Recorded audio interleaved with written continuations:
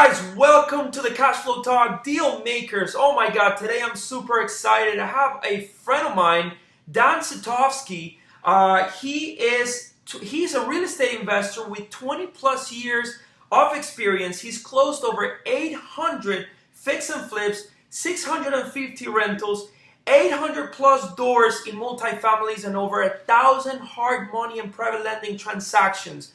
It is an honor for me to have you on today, brother. You're also an author, a trainer, and a book author. Man, I know you're super busy. Thank you so much for spending a few minutes with me. How are you?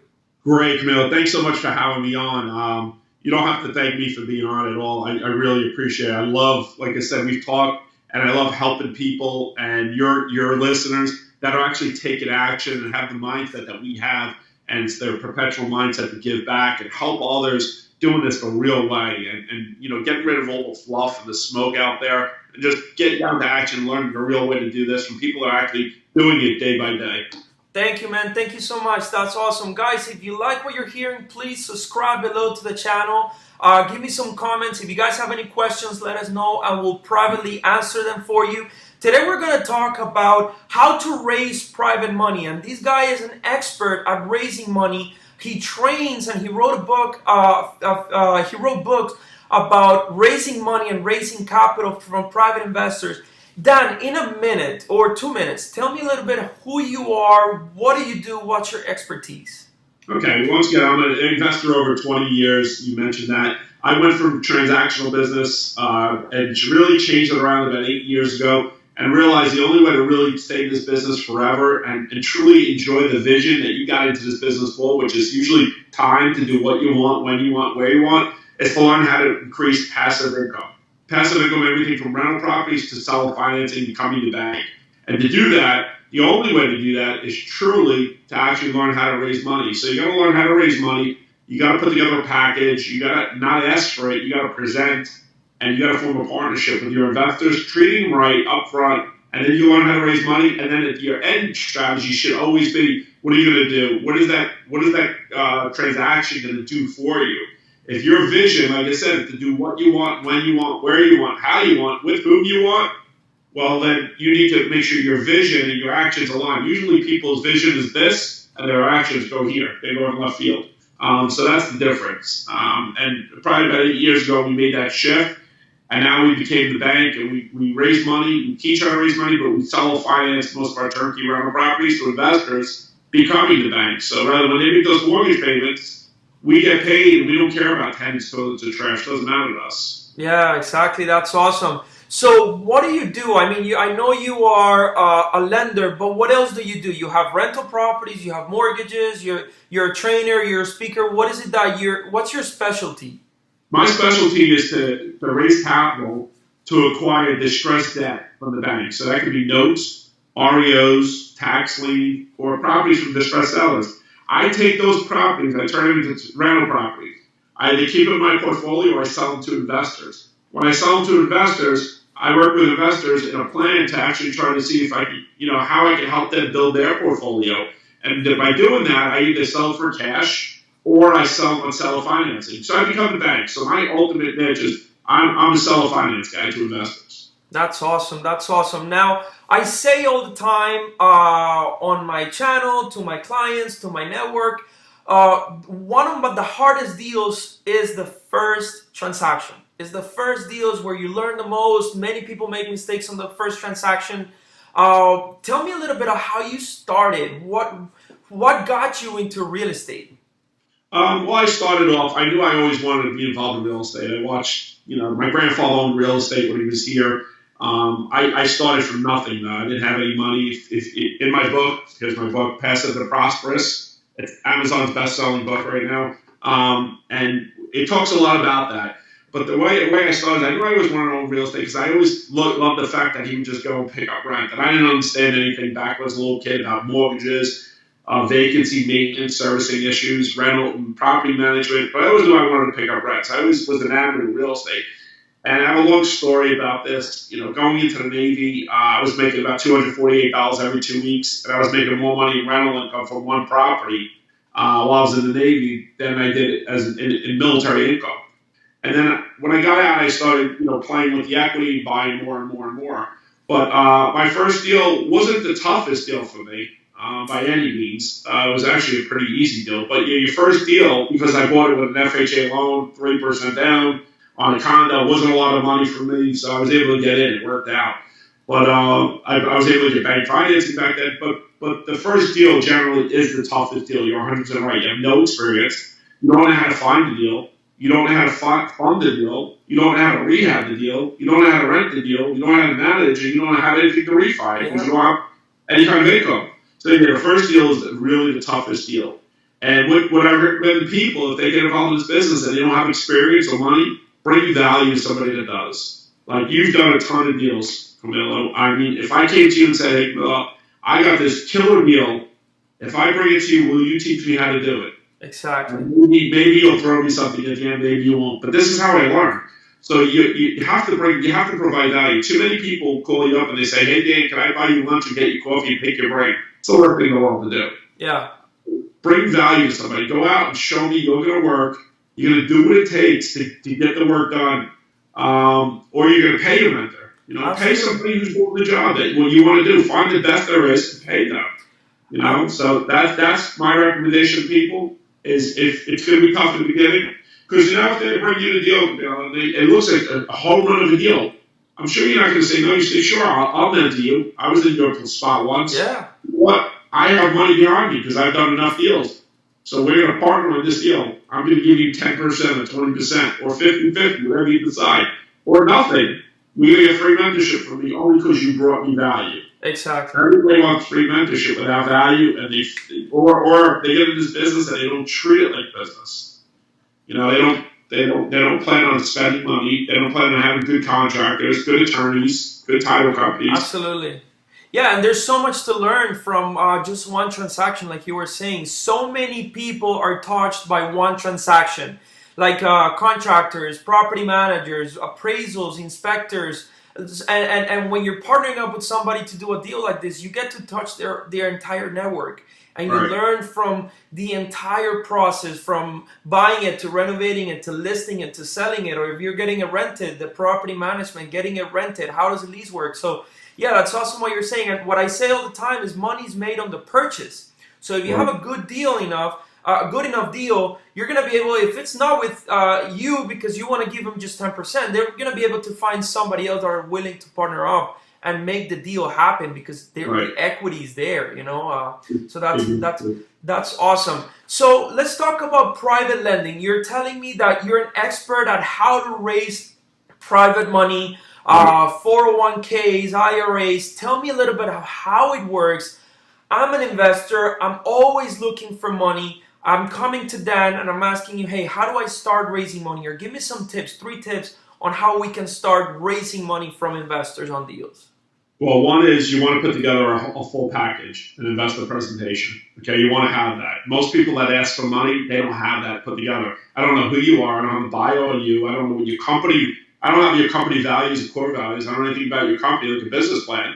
Who am I lending to? Okay, who's on your team? Okay, this is all part of it. Who's on your team, the comps, the scope of work, the draw schedule. That's what I want to see, pictures, videos. Put it together as a package. I teach people how to put together a package. 2 is stop. Everyone wants to raise money, goes to these or these meetup events, right? And you're trying to raise money from people like yourself or myself who are actively making a lot of money on our money, right? Yep. I'm not going to give you money for 6 to 8% when I'm an active investor, right? So where are you hanging out? You're trying to hang out where the low-hanging fruit is and these investor groups. Well, find a niche. I raise the most money. I'm not even into artwork. I've raised the most money in my life from a birthday party at Metropolitan Museum of Art, from an art fascist, whatever they call them. And that's been my most money. You're into cigars, you're into wine, you're into boating. I'm into boating. I joined the marina. I hang out at the marina. I talk to people there. One of my students is into antique cars. Those people have a ton of money. Yeah. Those people are doing nothing. Doctors, lawyers, CEOs, people that are busy in their lives that don't want to be active investors. Those are your best places. And then the third one is become an expert. When I say become an expert, learn everything there is to know about self-directed IRAs, solo 401ks, cover Dell accounts, health savings accounts, Pay your kids. Learn how to pay your kids. Talk to people and say, hey, you know you can pay if you're self-employed, you know you can pay your kids up to $12,000 a year tax-free. And then just shut up, let them ask questions. I'm not a lawyer, I'm not an accountant, I don't pretend to be one, but you should be checking with your accountant. But this is what I do. This is what I do with my life. This is how I pay my kids. This is how I do my solo 401k.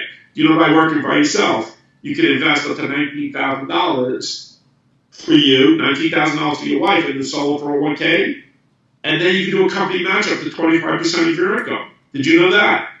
People ask you, now, see, I'm not going to, you're handling the 401k. You're not the custodian. There's 40, 50 custodial accounts out there that do it. But people don't notice, even financial advisors. I had a conversation this weekend, and then I was speaking with financial advisors.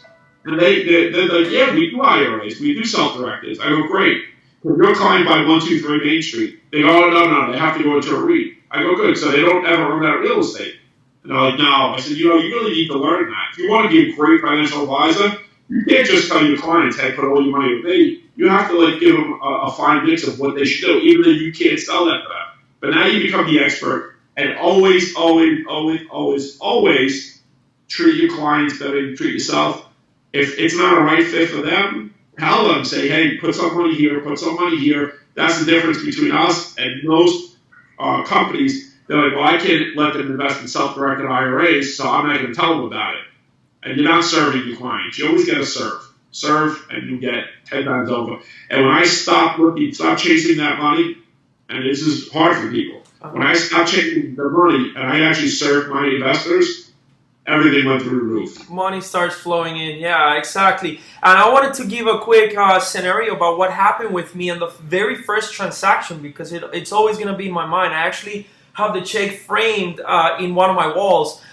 When I started, I had no money, no credit, no experience, and the same thing that you were saying, it happened to me. Like, it reminded me about that first deal we bought after looking at 100 and something properties. The very first deal, we were so scared, we had no money, and we pulled the trigger on one $60,000 property that needed about $20,000 in repairs. So we needed about $80,000. Like, I don't have any money. But again, my dad had not a business partner, but one of his clients in the previous business that we were in, he is, and still is, a supermarket owner. He has money, but he has absolutely no time to do anything. He's like, listen, I'll invest in this because I believe you guys, I know what you're doing, and the opportunity's there. You're showing me proof that the deal is worth about $110,000. So we're going to see the profit. We're going to go 50-50. I'll put up the $80,000, but I don't want to come here once. I want to see pictures every week. I don't have time for this. And with the same guy, we did the first 6 or 7 rehab deals with no money until we were able to use our own money. And unfortunately for him, he found in one of his supermarkets, it was previously 50, 80 years ago, it was a gas station, and they found the propane tank gas underneath the foundation of the supermarket, and he had to pull his money out to fix that. But I resonate with your story because with what you're saying, because the first money that I put together without having any money and any credit, any experience, was with a guy that had nothing to do with real estate, like you're saying, that had the money and didn't have the time. So that was awesome, and it brought me back to that memory. The deal, the time that we sold that deal, we actually sold it for $137 because it was newly renovated. And when we closed, he gave us 2 $5,000 checks, and we were like, "Are these gonna be tips?" And he's like, "No, this is for you to buy 2 more deals." And we flipped his money like after 5 months. Obviously, sometimes deals take longer than others, but that was pretty fast for a first timer. You know, sometimes we flip deals in 3 months, 4 months, but sometimes they take 8 months because of permits and all these things. But that was pretty quick money. So he was super happy, and we did a few more deals with him until we were able to run on our own and get the experience that we were talking about. That's awesome. That's great. Good for you. But what I do is see how you split the money with him. And what I teach people is in the beginning they do that because they have to do it. Of course. Then over time, they don't ever get away from that, right? They keep splitting. I have a guy now, Ben French, he buys bank properties, kind of does what I did, does sell finance to owners. I mine mostly to investors. And he was doing the same thing. He was doing a 50-50 split with all the people partnered. They gave him money. And he turned around. He finally took our training on how to raise private money, starts paying out 6 to 8% to his investors. Think how much money he's saving now. He changed his whole business model. Oh, absolutely. And people, hard money is fine to use in the beginning, right? If it works, get you in a deal, it's fine to use. But there's a lot of deals that we do. When we borrow money 3 to 5 years, our investors don't even want the money back because a lot of them can't use it till they're 59 and a half. Exactly. We borrow the money for a decent amount of time, and we get involved in deals that wouldn't work with hard money. So that's why you have to look at what kind of money you're raising, and it's so important. But a lot of people want the easy way out. They don't want to create a business here. So if you actually learn how to raise money the right way, you'll never ask for money again. I don't ask for money ever. The only thing I do is say, okay, to my investor, we have this deal. Are you ready to fund? We don't have 1 million investors. We have right now 42 active investors on our books. That's it. And now they don't all have money at all times, but we can always fund the deal. Exactly. So we try to keep rotating our investors, stay with them, keep their money moving. But we're not out there constantly seeking to investors. We're pretty strict. We call it our program. If you fit into our program, we'll work with you. If not, there's a million other people out there looking for money. Absolutely. So Dan, let me ask you. I'm a doctor. I have $500,000 in the bank. I'm working 24-hour days for 5 days a week, and I don't have time for the real estate BS. But I have the money and I want to put it to work. I have it in my 401k or I have it in my IRA.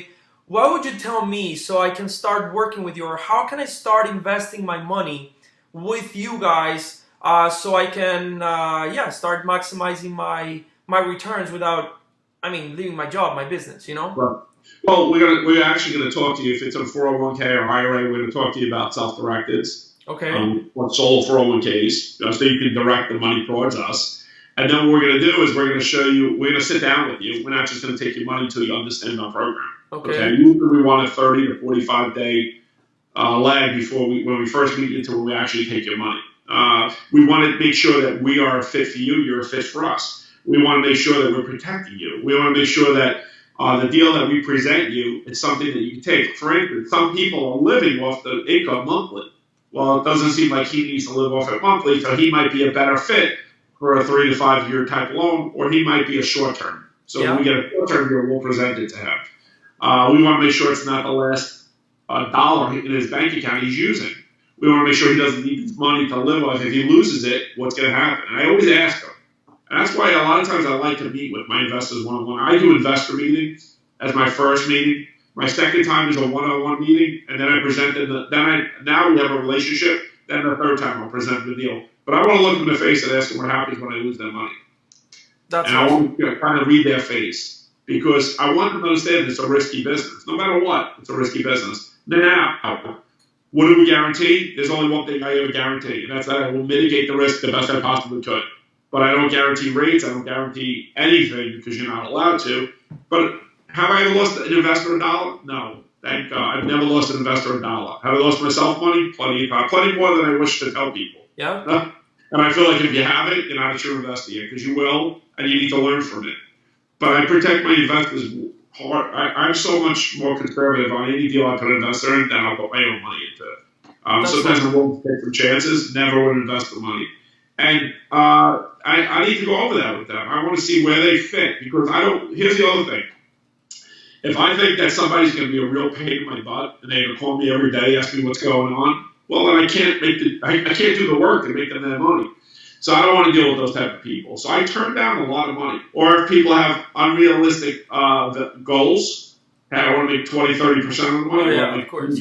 That's great, but you got to go out there and learn how to do this yourself then. Yeah. So I don't want to chase deals that are high risk to try to make these high returns for investors. Mm-hmm. If you're happy with better than average returns that you get from the bank, then I might sit down with you and talk to you and see if you're a fit to work with us. And then you can see the type of deals we get into, and you'll understand why working in our deals is something every investor really wants to do, because they like it, because it's a little safer than what they're doing, what they might be doing otherwise. We're not flipping deals. We're truly getting involved in deals at a very nice level. We're in good areas. where there's an economic development going on, there's job growth going on, there's infrastructure going on. So we're not in cyclical markets. We don't play that. Hopefully we bought it at the low and sold at the high. We don't do that. We get lucky. We don't sell. We don't invest on appreciation. It happens. Yeah. But it's a bonus for us. Yeah, you invest in cash flow. That's all it is. Exactly. That's awesome. That's awesome. You were telling me, guys, by the way, if you're liking this information, don't forget to hit that subscribe button below. You were telling me about some money that you've lost, and I want to touch base with that situation. On my YouTube channel, I have these deal makers where I interview deal makers like you, like me, and everybody else that I've had on the show. But on Friday, I also have another topic which I call it Shit Happens. And when I talk about shit happens is I'm tired of the fakers online just showing the great results.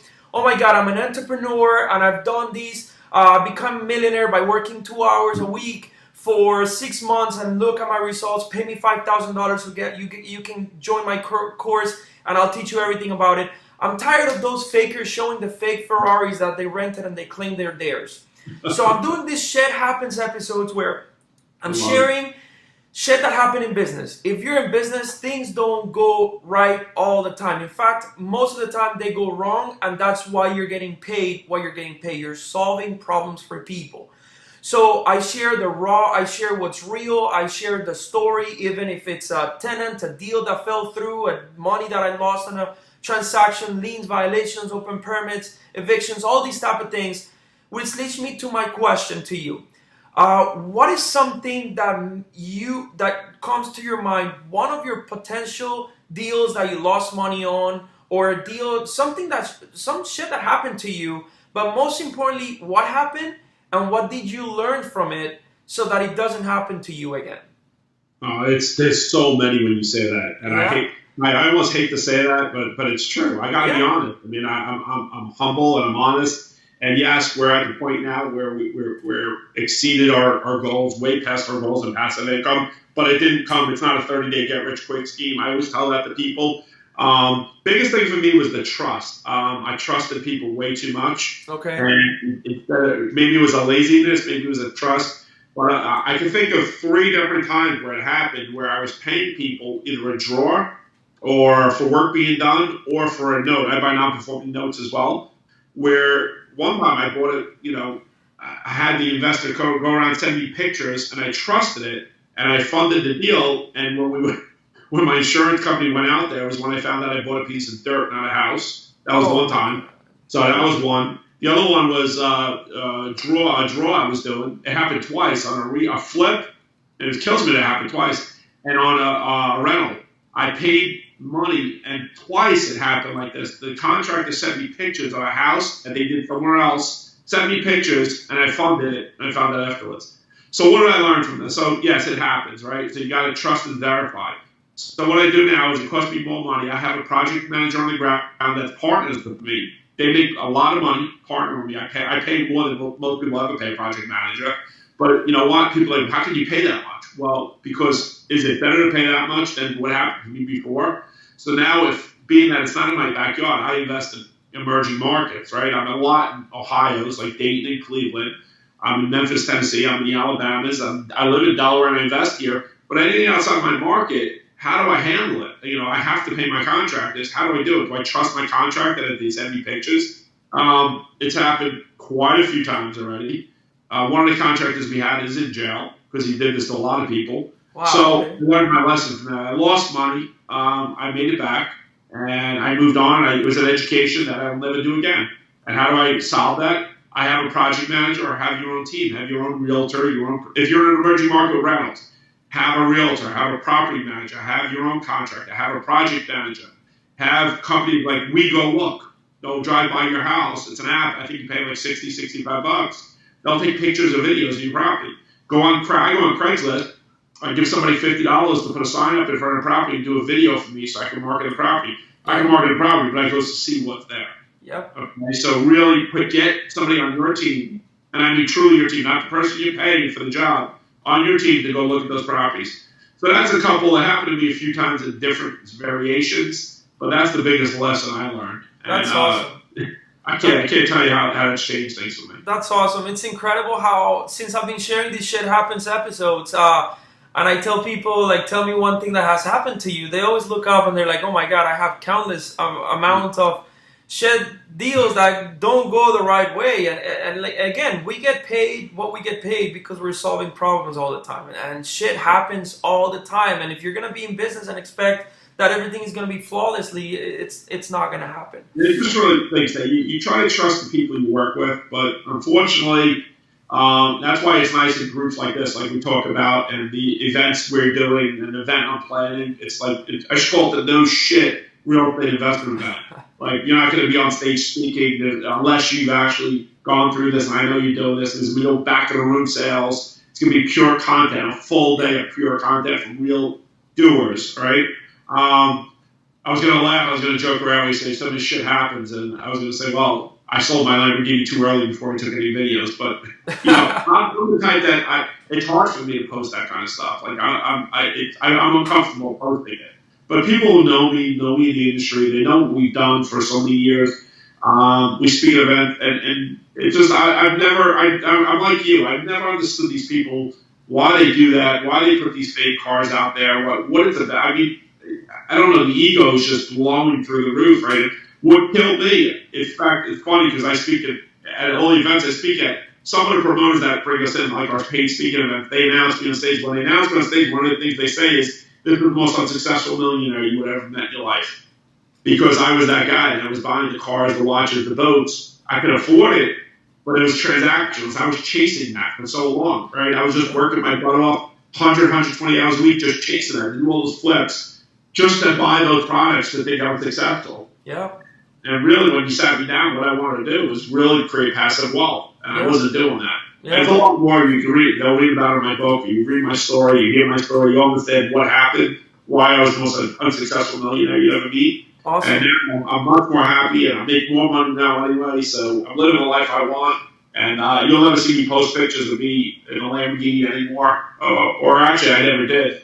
That's what I said. I sold it before I posted it. So, but I still have a bunch of nice cars, but I have them because I want them. Yeah. That's awesome, man. Guys, follow this guy, at Dan Zitofsky on Instagram.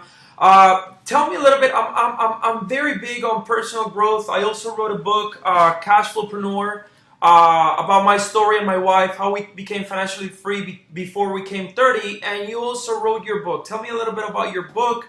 Tell me a little bit about your courses. Tell me a little bit about the seminars that you're working on. Talk to me.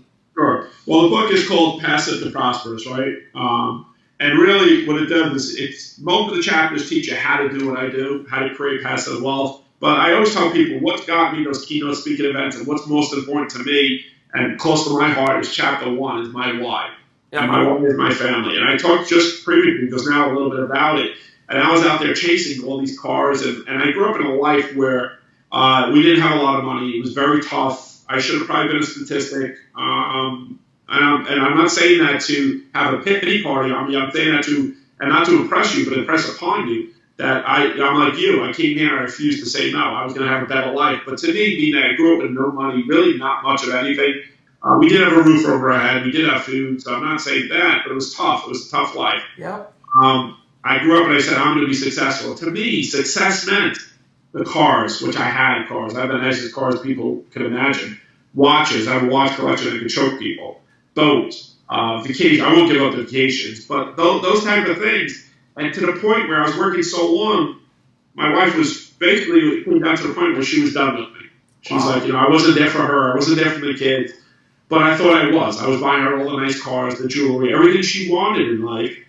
But I thought that I was being a good husband and a good father. And when she basically cut me by the knee saying that I was a horrible husband and father, I crushed and I pretty much was crying. I still remember the day like it was yesterday I talked about this. And when I speak about it, in the back, the whole room is crying. And if I look at her, I'm crying because of what I did. And it was a lot of me, just my ego. I was just trying to build my own ego. I was unhappy with myself, and I had to build my own ego. That made me feel like a man, a father. Like I was the deal because I was driving around in Milano. I had the Maserati. I had the cars. I had everything you want to have. You can have the Ferraris, the Lamborghinis, the Maseratis, the Bentleys, whatever you want. But if you really don't want it for yourself, that is not useful. Like, Yeah. it doesn't do anything for you, right? Yeah. So at that point, I didn't know what else to do because all I knew how to do was really flip properties and make a lot of money, or wholesale or transactional type business, right? Make hundreds and hundreds and hundreds of thousands a month. That's all I knew how to do, and I thought that was successful. Then I finally realized at that point, I've got to change something, or no matter how much money I have, I'm going to be by myself. Yep. And at that point, I changed it. I said, how do I can't just stop doing what I'm doing. I have no money. How do I get to that point? So I said to people, I said, you know what? Start doing rental properties. At that point, $300 a month wasn't too sexy, right? Yeah. But do that six plus 100 times, it gets really sexy. Yeah. Absolutely.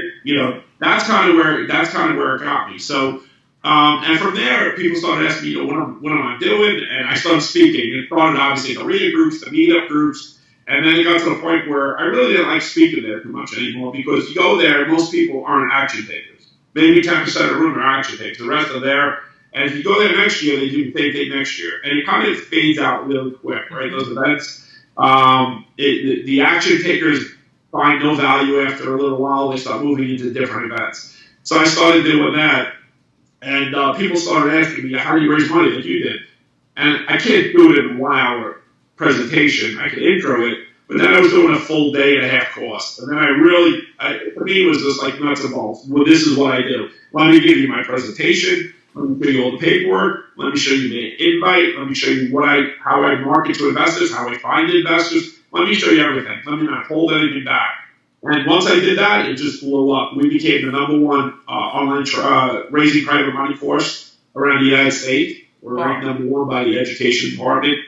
We got asked to even speaking. I taught a course at college, so I kind of kept getting noticed. And then people asked, how do you build a rental portfolio in a market outside where you live, like we talked about earlier. Yeah. And I started teaching that. And then the problem is, so we put that into online training. And then people said, well, how do you create passive wealth in the bank? How do you do all that? How do you sell parcels? How do you do collateral assignments? How do you do the paperwork? How do you find people? And you can only speak to, because now I found myself, and I'm still doing it, traveling all over the world now, speaking. And I'm trying to cut that back a little bit and speak the best events we have, right? Because you can speak 300 plus days a year if you want. Yeah. Everybody wants you to speak once you start doing this, right? Yeah. You come to their groups and speak to make the group keep going. Mm-hmm. So then I realized, you know what? I'm starting to get to the point where I travel way too much and I'm speaking, and I'm going to start cutting that back. And I have to be paid my time most of the time to speak. I will speak here and there for free. But I want to teach this. Why do I want to teach this? Because I want people to learn the right way. I wish there was a guy like me or you out there 28 years ago when I started. And I don't want no flash. I don't want these Ferraris and Lambos out there, these fake planes. I don't want that. I want to learn the right way. Give me content and let me learn the right way. Yeah. And that's when I started speaking, to really negate what everybody else is doing out there and really educate people. And my plan is over the next year to really work on another event, right? I just went to a great event where it's for entrepreneurs. It's no joke. It's really the nuts and bolts of being an entrepreneur. But it's great. I love it. I'll be there all the time. But and I've been to one for marketing, the nuts and bolts of marketing, right? But I love these events where there's no run to the back of the room, buy something, right? Let's give a real estate event like that for real estate investors that really are taking action. Let them get in there, and let's get guys like us and others that we know that are actually doing the business, teaching them the right way to do the business, where there's no upsell in the back of the room. That's what I want. Because I think if we do that, we can help so many people, and we can create a legacy in this world.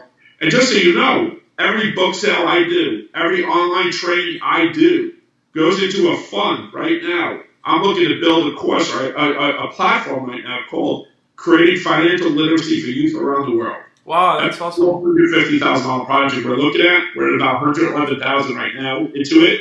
And that's where all the money goes right now. That's my legacy. That's what I want to do. I want to give back. I want to create a legacy. I want to make this world a better place. Awesome. Because money is just a vehicle to do what you want to do with it. Like, I don't think money is a bad thing, right? I got to a phase where I thought money was a bad thing. Like, am I the devil for trying to make more money? Yeah. But no, because I'm not using it for bad. I'm using it for good. And the more money I have, the more I can help. And who do I want to help? I want to help people that need to be helped, right? Guys that come here like you started, you had no knowledge, you had no experience, but you were a go-getter, you were an action taker. I want people like you to show up at an event that I do and get enough info and you can walk out of there and start. You go to a Saturday event, you can start on Monday. Yeah, that's awesome, and that's one of my biggest.